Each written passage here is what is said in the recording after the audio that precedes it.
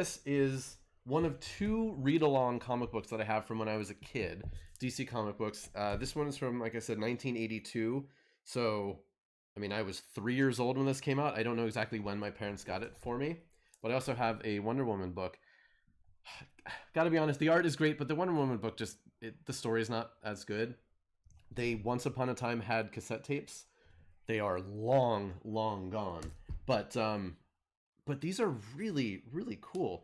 Story by Marv Wolfman, who you might have heard of from your comic book days. I don't recognize the artists' names, but you'll recognize the art as being from that classic, the style guide by, what's the artist's name? Who did the style guides from the late 70s and 80s? Let me find a good example of it. It's not Stan Lee, but there was an artist who did these. I mean, just the art is amazing. It's so iconic. Just the character designs and the shapes.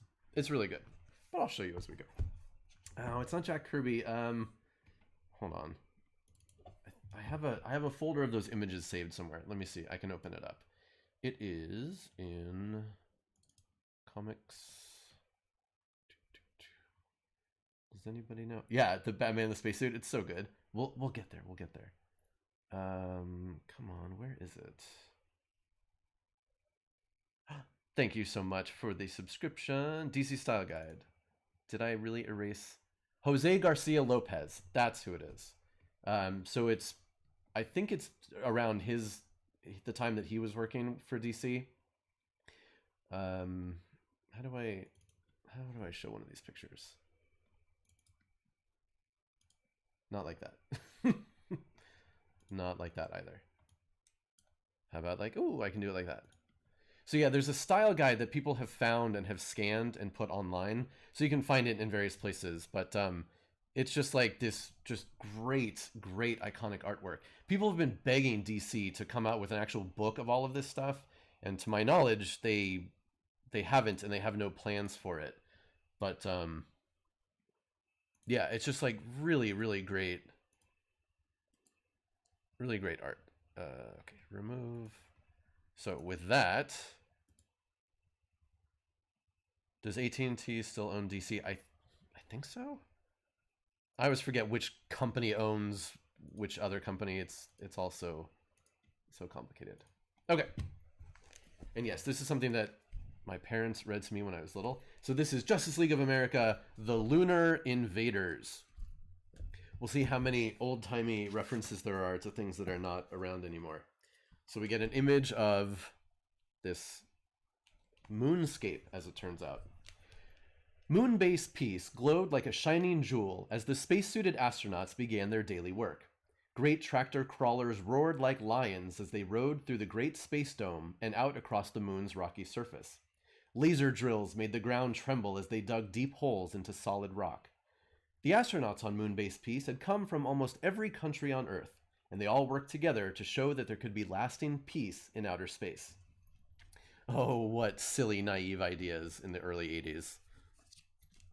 Laser drills, yeah. The spacemen had to work slowly while on the surface of the moon. One wrong move might rip open their spacesuits, and they would find themselves facing the untold dangers of outer space. And yes, this is a kid's book. To survive, the astronauts had to become friends with each other, and friendship was what Moonbase Peace was all about. Days and weeks and months went by slowly as the astronauts built the very first city in space. That's it. This would be the greatest city ever built. When it was finished, scientists from across the globe would come to explore the mysterious secrets of the universe. Looking down on Moonbase Peace was a great silver satellite. It was the space headquarters for a group of superpowered beings known as the Justice League of America. But if the hovering spaceship was the home of superheroes, then why did menacing weapons suddenly emerge from its roof and take aim at Moonbase Peace below? So there's the classic satellite design and its weapons. It is a pretty rad cover. The weapons blazed with terrible bursts of fire. Crimson laser beams blasted moonward, passing effortlessly through the glass dome that protected the astronauts from the moon's hostile environment. Within seconds, 100 explosions rocked the surface. Giant drills exploded. Steel beams crashed to the ground. There was terrible panic everywhere as the frightened astronauts ran for their lives. Hurry, we've got to rush back to camp fast. We'll be safe there. And yeah, pretty freaking epic destruction going on. There is a shot in this book that really affected me when I was a kid. We'll get there. Alan Wilson, chief of operations, led his men through the hail of laser beams. Wilson shouted back over his radio, "This way, men! We're under attack! We've got to get to the communications dome! It's our only chance!" The moon's gravity is much lighter than the Earth's, and every leap the astronauts took launched them more than 30 feet off the ground. As the astronauts bounded for the safety of the communications dome, Yuri Podovkin, Wilson's Russian assistant, spied a menacing shadow growing larger on the ground. He quickly turned his head to face a horrifying sight.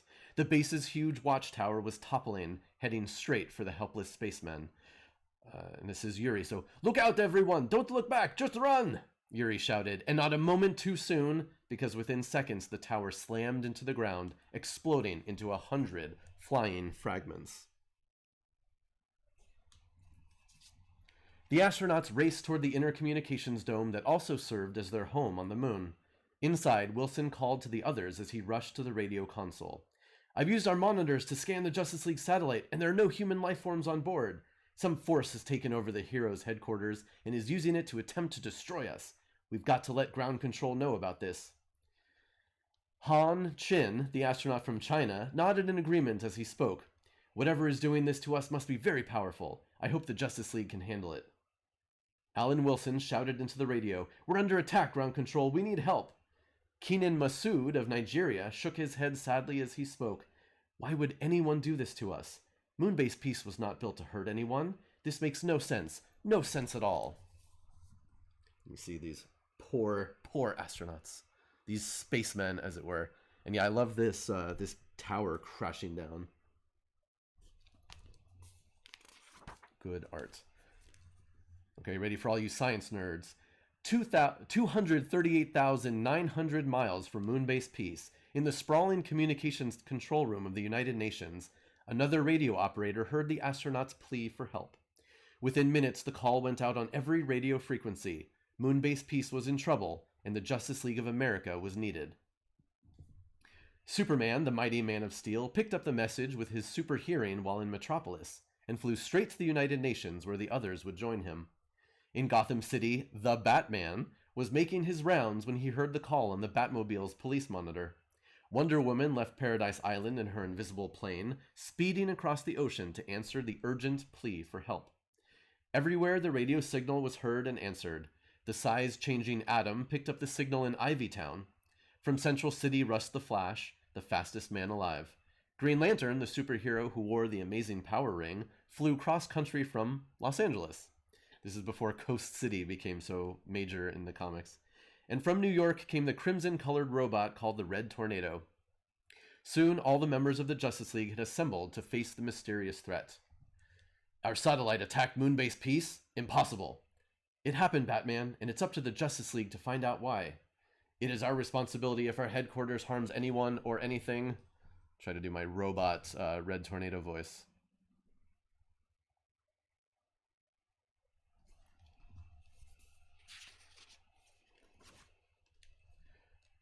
I always try to remember what my Flash voice is when I read to the kids. I think I try to just do it really, really quickly. "It's just incredible, guys," the Flash began. "I can't believe it. Our satellite is the finest security system ever built." Green Lantern nodded in agreement. "I know what you mean, buddy. And besides, the only weapons we have are defensive. They can't attack anybody." The others were somber and quiet. They all thought the Emerald Warrior was right, but somehow their satellite had attacked the moon base, and none of them knew how or why. The Atom broke the silence. "I may be short, guys, but my anger's growing." Some great moments for the Atom, who doesn't typically get some good lines or action sequences. The rest of the superhero team felt the same way. They were all angry. People could have been hurt, and the Justice League had been created to help people throughout the world. Excuse me. As the heroes continued to talk among themselves, the Batman thought about the Justice League satellite. Their first headquarters had been inside a hollow mountain, until supervillains had learned where it was. After that, the Justice League had decided their second headquarters should orbit the planet Earth, where it would be safe. With Superman and Green Lantern building it, the satellite had been ready in no time at all. And from this modern headquarters, the Justice League of America would always be ready wherever there was danger anywhere. And if you know your Justice League history, you'll remember that they originally in, in Happy Harbor was where their cave headquarters were before they built the Watchtower satellite. Yeah, it's Watchtower now. And we get a great Batman thinking pose. I forgot rather before I grabbed this book, but I have a really neat little toy of this satellite version. But it's over there. After a short time, Wonder Woman, the Amazon princess, spoke. As current leader of the Justice League, it is my duty to give you your assignments. The others were silent as she explained her plan. Superman and Batman, go to Moonbase Peace. Check out the damage there. The rest of us, Wonder Woman continued, will head for our satellite. If someone has taken it over, we'll just have to take it back. As one, the world's greatest superheroes flew from the UN ground control building. Superman took Batman to his Fortress of Solitude to get the masked detective a special spacesuit, while Wonder Woman led the remaining heroes to the Justice League transporter. Okay, some great things on this page. So first of all, we've got Wonder Woman being very clear and commanding. And again, just like very similarly with the Avengers, but the Justice League in their original charter, they essentially had rotating leadership roles. So this time it happens to be Wonder Woman who's in charge. Now, in their trip from the what's it called? From where are they living? From the UN building to their control. So obviously, Flash is going to run. Green Lantern is carrying the Atom like an action figure. Seems a little, a little demeaning. But then, explain to me this pose with Superman carrying Batman through the air. I mean, just epic core strength on Batman being able to hold himself and have his arms not being ripped out like that. Pretty rad.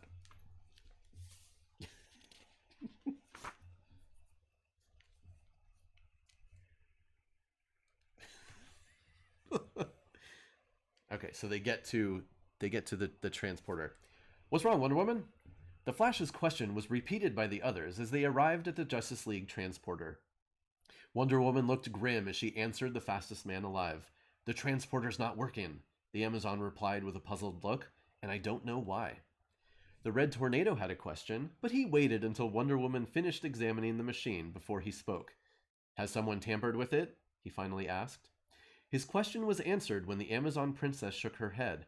I'm not sure, she said, but this might be the work of whoever is responsible for the attack on Moonbase Peace. We can't be certain until we inspect the satellite, but how are we going to get there without a transporter? Green Lantern grinned. He had a solution. Leave it to me, gang. The heroes stared at Green Lantern, wondering what their friend had in mind. It's like they just met, like they don't know what each other's powers are. He held his hand outward, and the lantern-shaped ring on his finger glowed a bright green.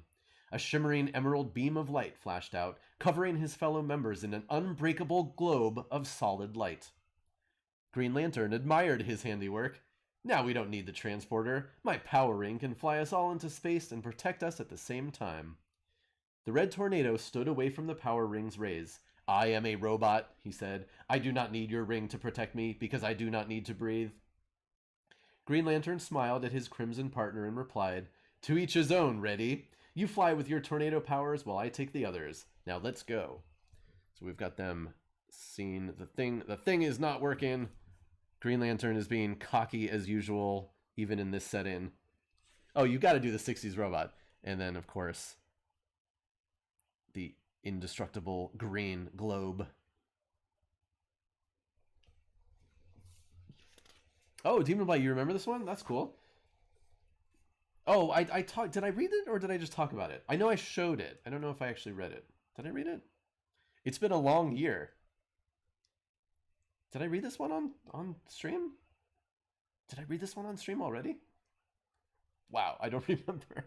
I mean, I remember showing it off. Did I read it? Okay, well, some of you are getting it again. Oh, man. Okay. Well, cool. Hopefully you enjoyed it the first time and are enjoying it again. I remember showing it, but I do not remember reading it. Crazy. Crazy. Okay. Powered by his incredible ring, Green Lantern flew spaceward, the great emerald bubble containing his Justice League friends following closely behind. Flash, Wonder Woman, and the Atom stared in awe as they streaked through space at an unbelievable speed. Because the Red Tornado was only a robot, he could not feel either the joy or wonder that his fellow Justice Leaguers felt. To him, space was only the distance between the Earth and the Justice League satellite. Stupid robot. Still, the Crimson Robot almost seemed to smile as the group came closer to their orbiting headquarters.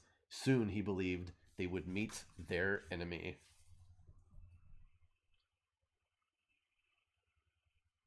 I love when Green Lantern constructs are shiny. Almost like glistening because they are just energy.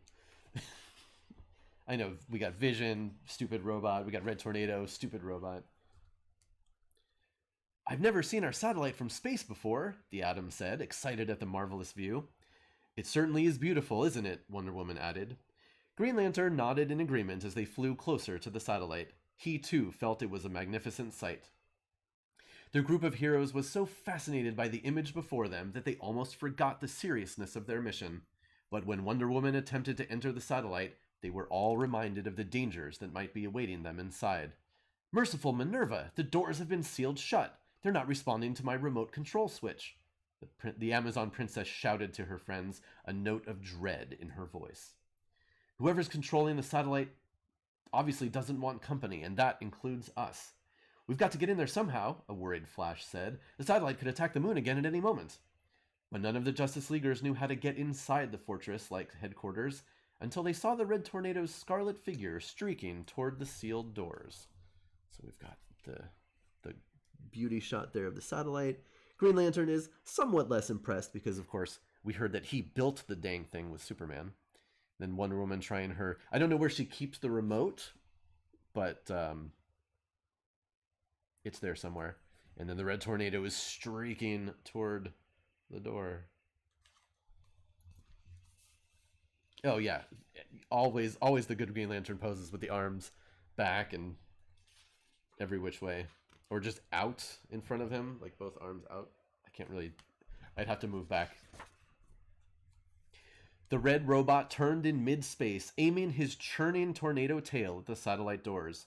With a sudden whoosh of whirling power, the mighty doors blasted open. He did it! Reddy did it! Green Lantern exclaimed happily.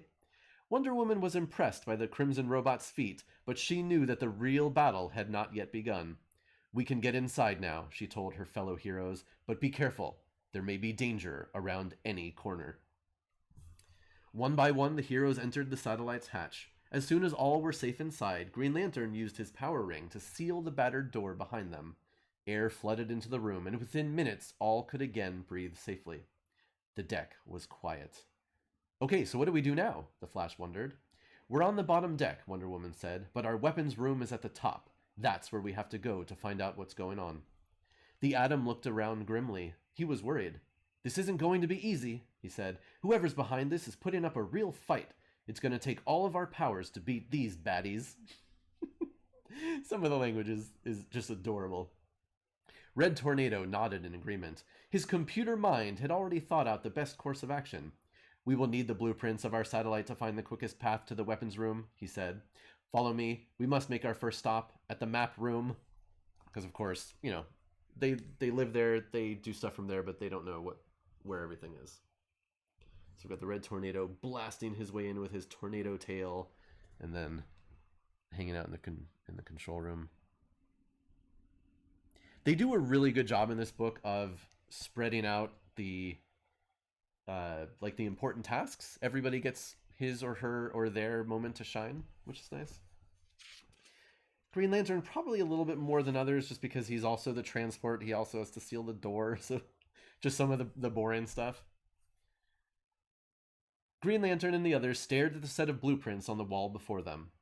They were now on F deck, which was above where they kept their life support machines. Above them, on both E deck and D deck, were the personal rooms that each member used whenever staying on the satellite. Beyond that was C deck. The Justice League machine shop was there. B deck was reserved for the trophy room, where all the weapons they had taken from their foes were kept. Finally, on the top level was A deck, where the Justice League's own weapons were stored. The Flash examined the map and spoke.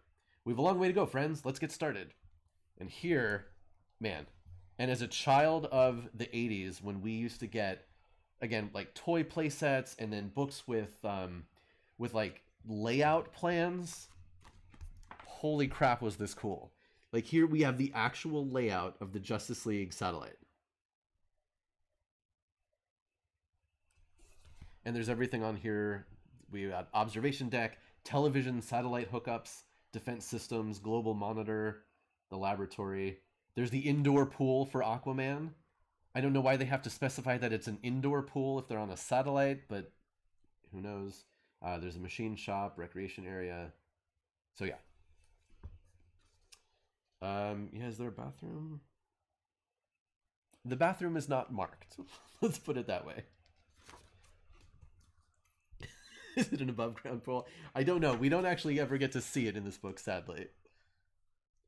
But before any of them could take a step, the tiny titan known as the Atom, thank you for the follow, Augie528. Hopefully you're enjoying the reading. Super people don't poop. I mean, hopefully. The tiny titan known as the Atom began to feel faint.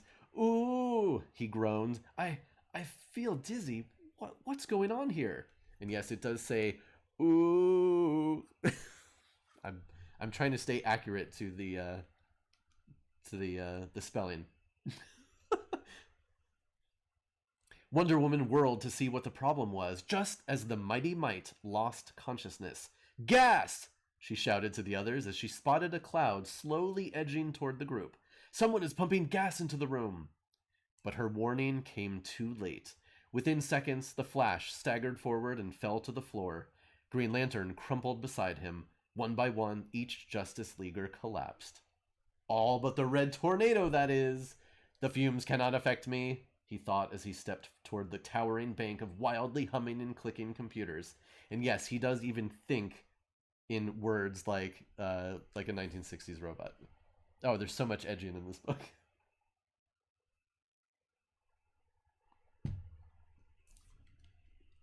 The Crimson Robot opened his steel chest plate. He reached inside, selected 3 wires, and carefully attached them to the computer's complicated wiring system. I must use my own robot power to take over the satellite safety system, the Tornado thought. Within seconds, the Justice League computers accepted the set of orders the Tornado had programmed into them and cleared out the gas. Moments later, fresh air was again filling the room. The Red Tornado was relieved. My teammates will recover soon. This is good. So, oh no, the Atom, he's dizzy. He feels the gas effects first. And then it's a pretty gross, stinky gas that you can actually see the cloud. And then, of course, it is Red Tornado to the rescue. But everyone's going to be just fine.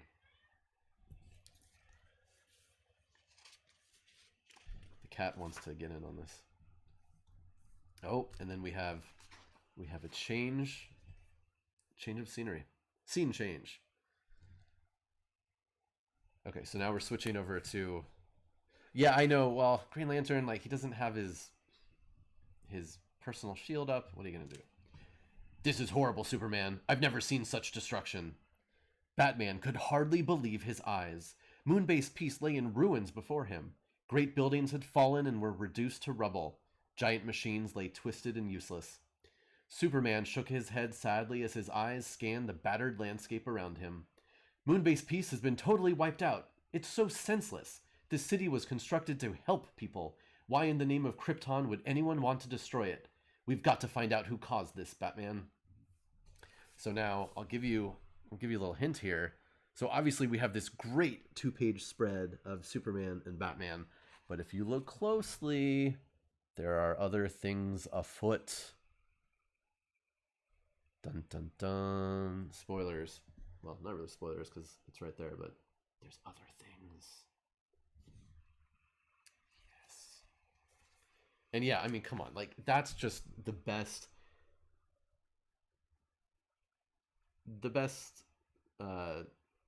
spacesuit for Batman. And it's not a bat spacesuit, which is pretty remarkable that they didn't brand it to him. It's just a spacesuit. Oh yeah, the colors in here are so great. Just the art is fantastic. Superman and Batman walked about the ruins of Moonbase Peace. They checked each destroyed building, every fallen machine. They were looking for clues, but found nothing. Then, suddenly, the ground began to tremble beneath the heroic duo. Quickly, they turned in horror and gasped. Look, Batman, that's what's making the ground shake. And then I'll show you. That is what's making the ground shake. First, there was only one creature, but then 3 more rose up from the rocky landscape. They were like giant mountains, and each step they took made the ground rumble like thunder. The Batman turned to his friend. What are they, Superman? I've never seen anything like them before. Neither have I, Batman, and I've been all over the universe, Superman said. He's got to get in that little dig. The beasts moved closer. One reached out toward the heroes. 2 peered angrily over the craggy lunar peaks, while a 4th seemed to grin at the tiny figures who so bravely stood before them. We've got a couple more shots of Batman and Superman on that side. But yes, these horrible moon monsters. Stand back, Batman! This is a job for Superman! The Man of Steel flew towards the closest beast. Superman was ready to fight. He expected the monster to lash out at him. He also thought his super strength would bring the beast crashing to the ground. But as he jumped into the air to battle the moon menace, Superman passed right through the horrible creature. The Batman leapt toward his stunned friend and called out to him, "What happened, Superman? You went right through it."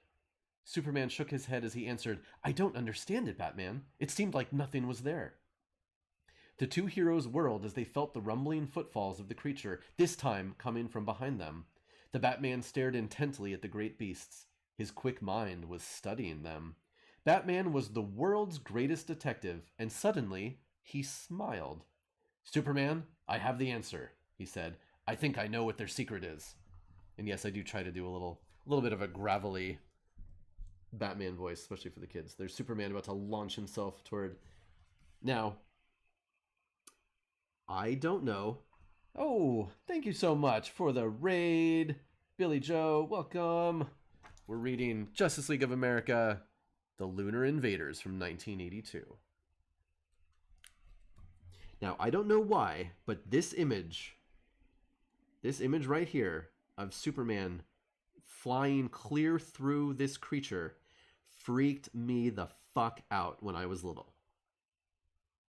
I mean, the story straight up tells you that he just passes through it. I don't know if I thought that he was like literally just like smashing through this thing's body, but that piece of art, again, for some reason, really, really got to me. Well, I know I'm trying to. It's the table that I'm on is a little wobbly, so, and trying to lean forward and hold it at the same time. And then you see these other creatures that have just come up over the moonrise. But I know well, okay, it's a little bit of the fear, a little bit of that. But Batman knows what the secret is. But the next page goes back to the satellite. Womp womp. You have to wait. That's Zack Snyder's Superman, for sure. Aboard the Justice League satellite, the 5 heroes pushed on with their mission. "There were no problems on E-Deck or D-Deck," said the Red Tornado. "Do you think our enemy is still here?" The Flash stepped carefully as they entered the machine shop on C-Deck. "I'm certain of it, Reddy," the Scarlet Speedster replied, "and I'll bet my yellow boots that they're waiting for us." That's not exactly the right voice I want to do, but it's close. And so we've got the heroes walking down the hall, just striding, just hanging out. You've always got the Atom riding on somebody's shoulder. Usually Green Lantern or Flash in this book, at least. The Justice Leaguers continued through the machine shop as the sounds of the satellite filled the room. Computers clicked and ticked like an army of crickets, but one seemed unlike the others. It was a heavy, scraping sound like steel dragging across steel. Wonder Woman saw what was happening and alerted the others. The walls! They're moving in on us! We'll be crushed! The walls are moving in.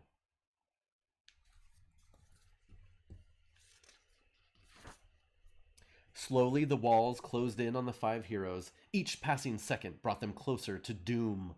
Suddenly, Green Lantern had a plan, but would there be time? Once again, the Emerald Crusader's ring glowed, forming 2 beams of light, which, with seconds to spare, pushed the deadly walls apart. The Atom breathed a sigh of relief as he called to his friend, "You did it, Green Lantern! You saved us!"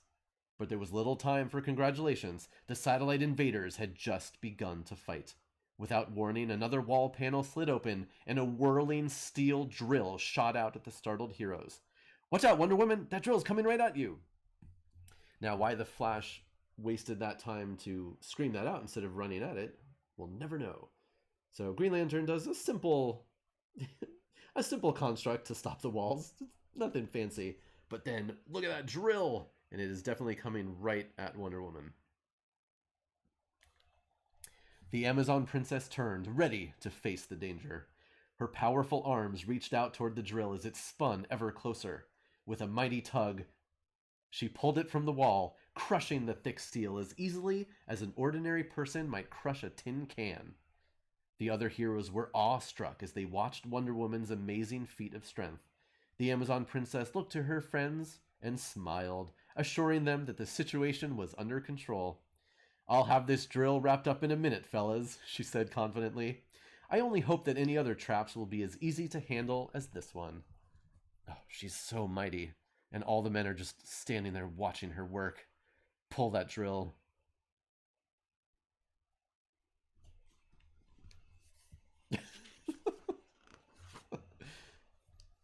But even as Wonder Woman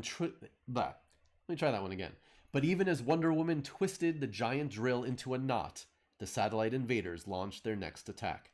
From the far wall, the group of heroes heard a metallic whine.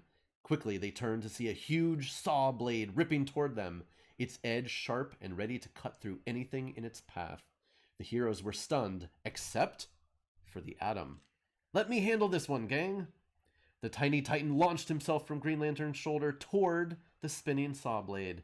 The Atom was ready to tackle the flying menace. So here we got the Wonder Woman. They're all still watching as Wonder Woman ties that up. But then the saw blade comes and the Atom is ready to go, jumping for it. "I've got to get to the center of that saw," the mighty Might thought as he leapt directly into the path of the deadly blade. His arms stretched out as far as they could, and his tiny but powerful fingers grabbed the hole's edge. With a mighty tug, the Atom pulled himself into the center. "Made it," he said to himself, breathing a sigh of relief. But getting inside the speeding blade was only half the battle. "I've got to use my weight to tilt the blade away from the other Justice Leaguers. Thank you for the follow, Nitro Sealed." So we've got the Atom leaping into the center of the blade. And then we can see he's going to twist and bend and get his body to alter its path through the air.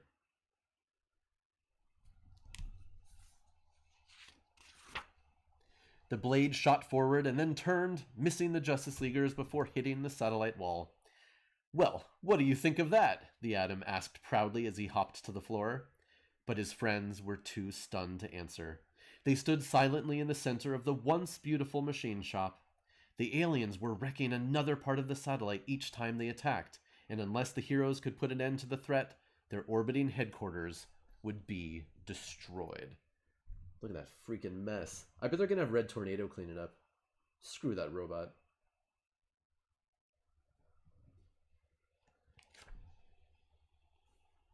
Ugh. Meanwhile, back on the moon, Batman followed Superman as the Man of Steel leapt through the raging monsters. "I don't get it, Batman. How can we go through these beasts like this?" Superman asked, still puzzled. So in this book, also this was a time period when Superman is obviously very powerful, but he's not infinitely powerful like he was in part of the 70s, and then a little bit later on when they would re-add like all of his insane lists of powers. And in this book, Superman, he's a little slow on the uptake. Just a little. The Batman somersaulted to a landing and answered, "Look at the ground, Superman. These beasts don't cast shadows. That means they're not real. And those tremors must have come from under the surface." Stupid. Okay, so again, we've got some really cool, really colorful art. But why Batman jumping through just moves through, but then this horrible image of Superman splattering a creature. And again, it's an illusion, but why does this happen? I don't like that. I don't like that.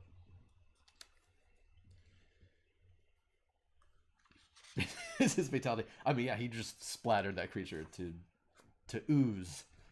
There's nothing left. Superman flew skyward as Batman called to him. "Someone created these illusions, Superman. See if your X-ray vision can find whoever did it." The mighty Man of Steel soared over the moon, his X-ray vision searching everywhere. Then suddenly he saw it. In a cavern under the moon's surface was what appeared to be a large alien city. Superman rushed back to his partner. "Follow me, Batman," he said. "I've found something, but you'll have to see it for yourself. It's too fantastic to describe." And again, this is Superman who, he's already told us, Superman has, that he's been all over the universe, but this is too fantastic to describe. I mean, it's a cool looking city, but, you know, it's just a city under the moon. Big deal.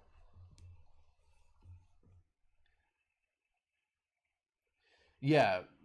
Well, yes, Wilder. I mean, that's true at some points. I mean, we will get, you get, and this is why, like, on paper, in general, on paper, Superman is, he seems like he's a dumb character, right? Superman can do anything. He can, you know, anything anybody else could do, you could reasonably say Superman could do it better because he has access to every, you know, every power imaginable and everything else, blah, blah, blah, blah.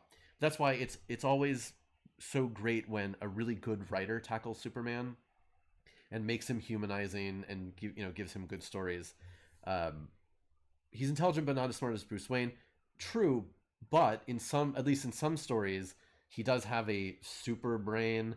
And then if you read something like Identity Crisis, they bring in Superman as like the ultimate gatherer of evidence because he can see into the microscopic and X-ray, and he has super hearing and, you know, super vibrational sense and all this other crap. So yeah, like it just depends on what what the writer wants to do with Superman and what they're using him as. This is from 1982, a good old classic. Yeah. On the Justice League satellite, the other heroes had not yet found what they were looking for. The group entered the trophy room in pursuit of their unseen enemy. If the invaders gained control of the weapons here, it could spell disaster for the heroes. Wonder Woman was cautious. "We've got to be careful, crew. This could be dangerous." A little redundant because they literally just use those words, but so now we have their first going in to the trophy room. Yes, and originally there used to be a cassette for this. I wish I could remember what it sounded like. I don't know, maybe somebody might have uploaded this somewhere. That'd be interesting to listen to it. There are credits at the back of this to see who played who, and I don't recognize the names. Anyway, we'll get to that. It just might be dangerous. From a corner of the room, a strange alien gong with the power to shatter steel began to quiver ominously. In an instant, its vibrations had increased to a death-dealing roar. "What's that awful sound, Wonder Woman?" "It's the gong, Flash, and it's deafening me." "It could even destroy my robot ears." So there's the gong, and yes, it's so loud it could destroy his poor robot ears. Why did you program me to feel pain? The Justice Leaguers fell to the ground in terrible pain as the gong screamed its deadly melody. Only Green Lantern could slowly force himself to his feet. He lifted his hand, and his power ring blazed with energy, forming a giant muffler to quiet the lethal gong. "Are you people okay?" he asks. You people? And again, look at that Green Lantern dynamic pose. He's got the butt going on. He's got that arm held back. Good stuff.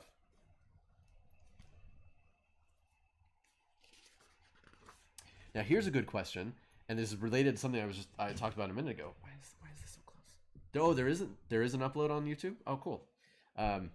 So I talked about how great that image is of Batman in that cool spacesuit, right? But if you look on the cover, he is in like a bat spacesuit, or just his regular Batman costume with some spacesuit stuff overlaid on top of it. So, what are you gonna do? And the Flash too, who never actually gets a spacesuit in the book, but you never know. Like, did they do this cover before they did the book? You know, was it a different art team? Who knows? But there was no time for anyone to answer. Hanging in the trophy room was an alien weapon shaped like a giant golden key that suddenly shot out a barrage of deadly laser beams. Wonder Woman sprang into action. And then this is as she's jumping across the room. "Let me handle this attack!"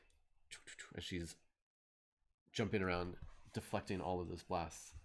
In a blur of super speed, the amazing Amazon turned and twisted as the laser beams hit her enchanted bracelets, only to bounce harmlessly away. She grinned as the laser attack came to an end. "I've played bullets and bracelets before, gang, but this is ridiculous." I mean, it's early 80s writing. What are you going to do? The key hung silently for a moment, but soon began to shake.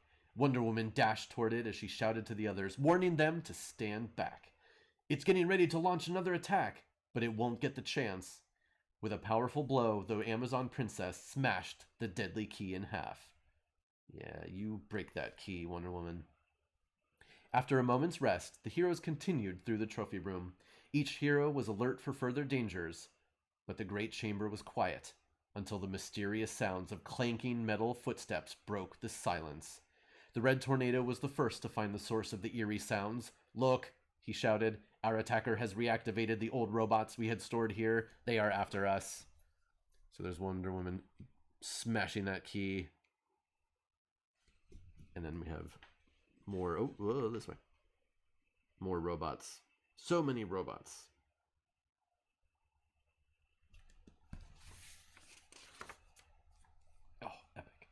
The Justice Leaguers blazed into action as the giant robots moved closer, their heavy steel legs smashing down into the floor. In the middle of the battle, a small figure leaped up, calling to his friends, "Have no fear, the Atom's here!" Like a trained acrobat, the mighty Might jumped from robot to robot, smashing the controls of the metal menaces. Even as the Atom busied himself, the Flash used his amazing super speed to whirl into action. Within seconds, the Crimson Comet had crashed through half the robots, while Wonder Woman's Amazon strength was bringing the final robot foe to the ground. As fast as it had begun, the battle was over. But as the world's greatest superheroes regrouped, they realized something was wrong. But before we get to that, look at this awesome art!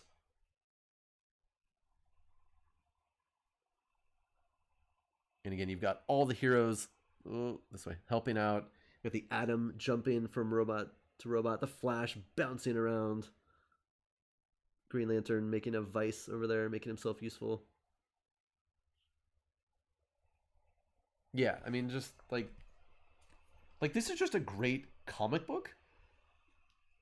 You know, let alone it's for, it's a kid's read-along thing. Okay, so they realized something was wrong. Where's the Red Tornado? Where's he gone? Maybe he went on ahead.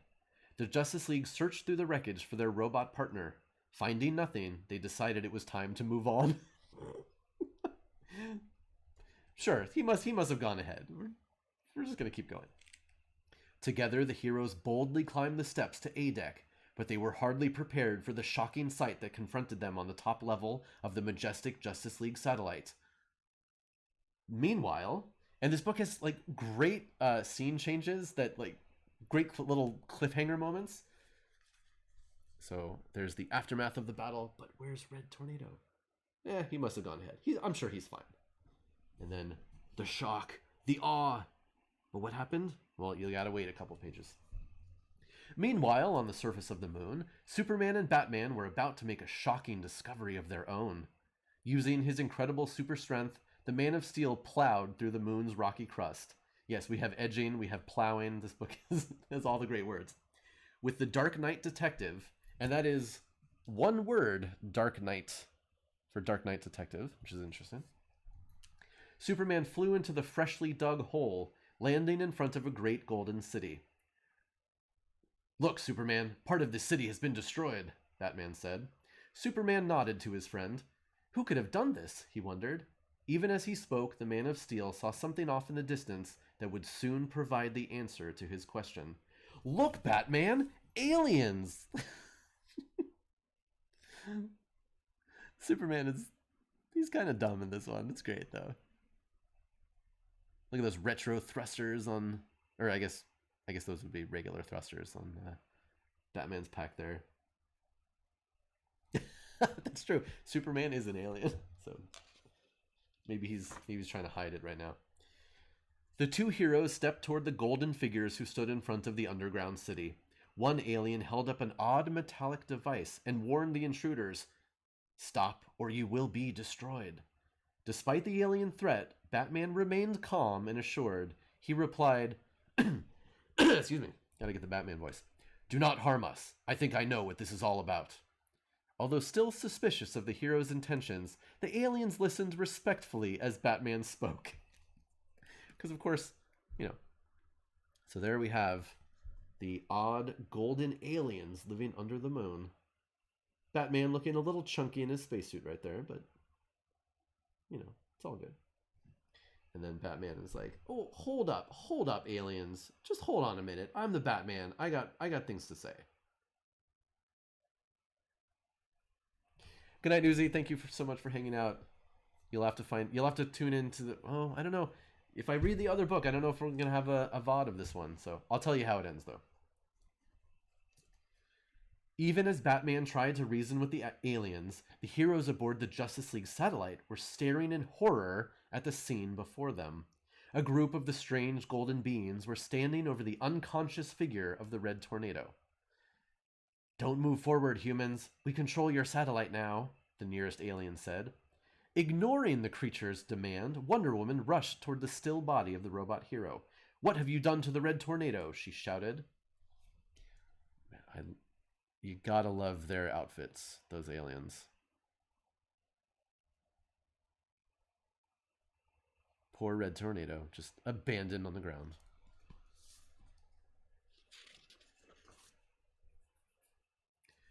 "He has been deactivated," the shimmering alien answered. "But if you come closer, we will take apart your robot friend."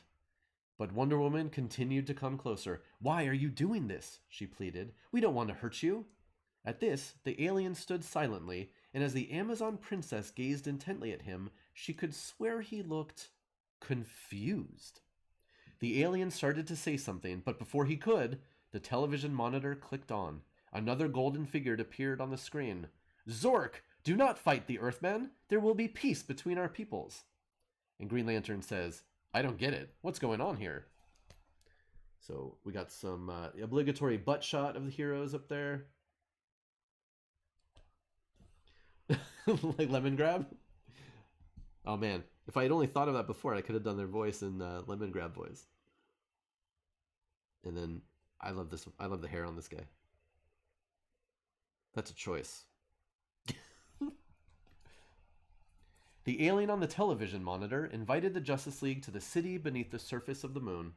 And so, in an emerald bubble created by Green Lantern, of course, they journeyed to the Golden City. "We are sorry for our actions," the alien leader said as the heroes arrived.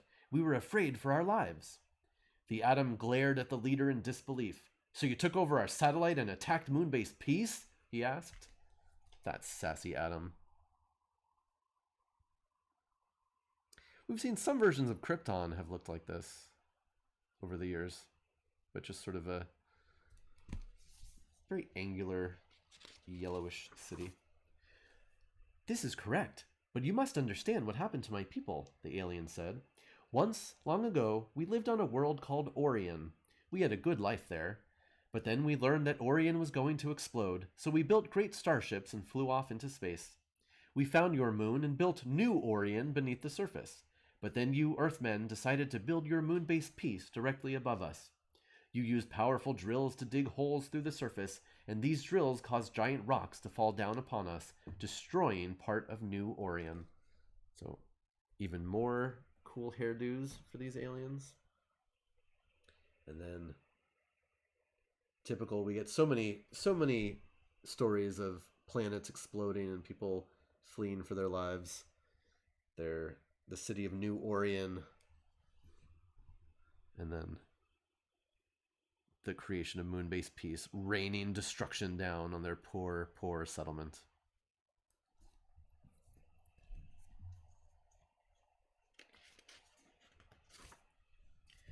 The heroes listened as the alien continued his story. We had to save our people, so we took over your satellite and used your weapons to destroy Moonbase Peace. But we were careful to aim your weapons only at the machinery and not to harm any Earthmen. We were only trying to defend our new homeland. We were afraid and acted without thinking. We are sorry. And Wonder Woman pipes up, we understand, and I think we can work it out so all our people can live in harmony. Together, Justice Leaguers and aliens rose to the moon's surface. Wonder Woman pointed to the remains of Moonbase Peace. You can help us rebuild Moonbase Peace away from your underground city, she said. Then we'll help you rebuild New Orion. Moonbase Peace will have served its purpose after all. Earthman and alien living together, and peace for all. So we've got the heroes listening to the story. Wonder Woman says, here's what's going to happen. I mean, she is the leader right now, after all. And then we got this great shot of everybody on the surface.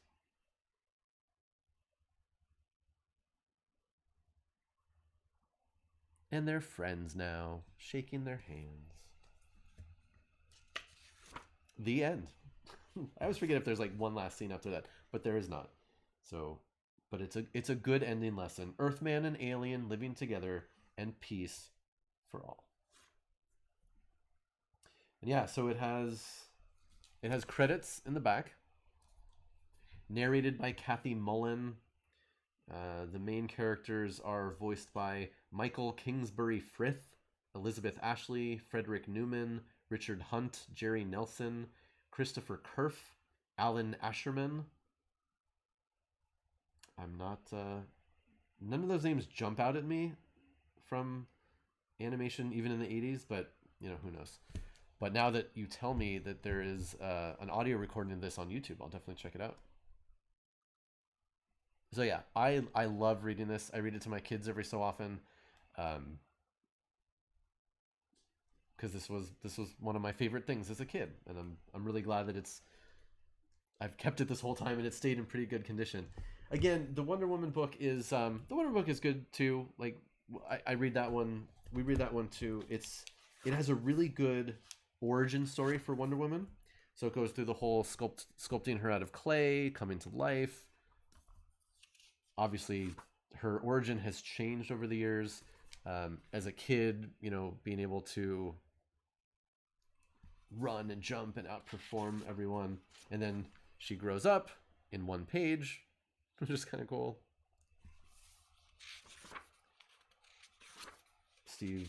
Trevor lands. They have the contest to see who is going to go to man's world. She's the only one in a mask. Who could she be? They got kangaroo fighting. It's pretty rad. But then once she gets to man's world, it just gets really slow.